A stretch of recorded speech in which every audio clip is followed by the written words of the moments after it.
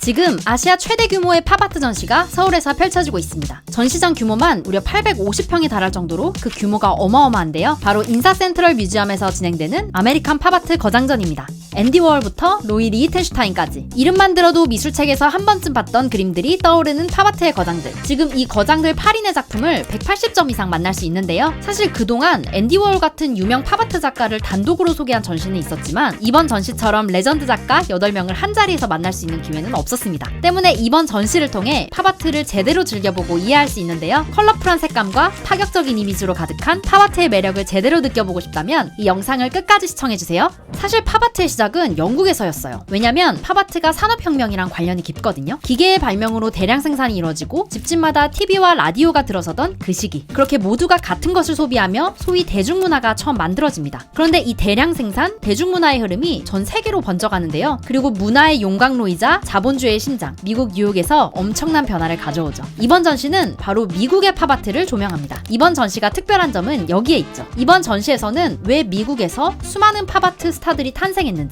그리고 그 팝아트의 흐름이 어떻게 이어지는지 보여줍니다. 자, 이번 전시에서 가장 기대되는 작가는 바로 앤디 워홀일 텐데요. 코카콜라, 캠벨스프, 그의 작품을 모르는 사람은 이제 없습니다. 근데 그 중에서도 가장 유명한 작품, 바로 마릴린 먼로입니다. 마릴린 먼로의 작품이 중요한 이유는 앤디 워홀의 작품의 정수를 가장 잘 보여주기 때문이기도 한데요. 기존의 고급 문화로 분류되던 미술의 경계를 지우고자 했던 팝아트, 대중 모두가 예술을 즐겨야 한다고 주장한 팝아티스트들은 그것을 실천에 옮기죠. 때문에 앤디 워홀은 대중매체에서 가장 많이 노출된 스타 중 한 명인 마릴린 먼로를 그리기로 합니다. 그리고 팝아트답게 한 땀 한 땀 그리지 않고 실크스크린으로 뚝딱뚝딱 만들어버리죠. 실크스크린은 한번 판을 제작하면 그 뒤로는 색만 다르게 해서 공장처럼 쉽고 빠르게 만들 수 있는데요. 이번 전시에서 그의 1970년대 오리지널 파나 작품을 여러 점 만날 수 있습니다. 작품을 가까이서 들여다보면 기계처럼 찍어낸 파나 같지만 찍을 때마다 조금씩 다른 부분이 생겨 그 점을 발견하는 것도 흥미로운데요. 같은 기법으로 제작된 이 꽃그림도 마찬가지죠.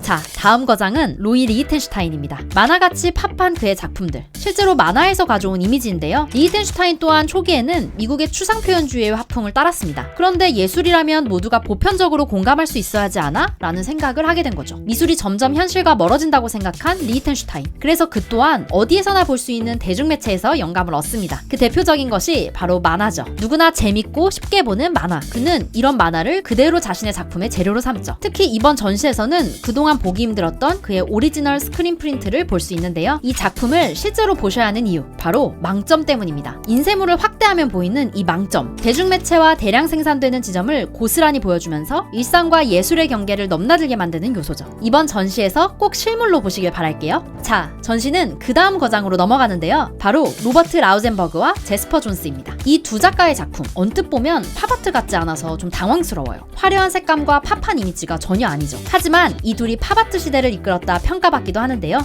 추상표현주의가 주류였던 미국 미술계, 시대의 변화를 새롭게 감지한 두 예술가는 기존에 있는 오브제를 붙이고 또 덧붙이고 그리면서 의미를 더해보는 실험을 합니다. 제스퍼 존스의 이 깃발 작업, 뭔가 시각적으로 너무 충격적이지 않나요? 현재는 미국 미술의 아이콘이 되기도 했는데요. 이번 전시에는 제스퍼 존스의 오리지널 작품과 더불어 이런 깃발 작업이 출품된 그 당시 전시회 포스터 등 다채롭게 만나볼 수 있는데요. 두 작가는 오브제를 다루는 방식과 목표는 달랐지만 예술의 경계를 지우고 새로움을 추구하던 팝아트에 커다란 영향을 끼쳤다 평가받죠. 이번 전시 이외에도 러브 작품으로 유명한 로버트 인디애나를 비롯 총 8명의 거장을 만날 수 있는데요. 그 어떤 곳보다 수많은 문화가 충돌한 미국에서 펼쳐진 팝아트의 모든 것이 궁금하시다면 이번 전시 놓치지 마세요.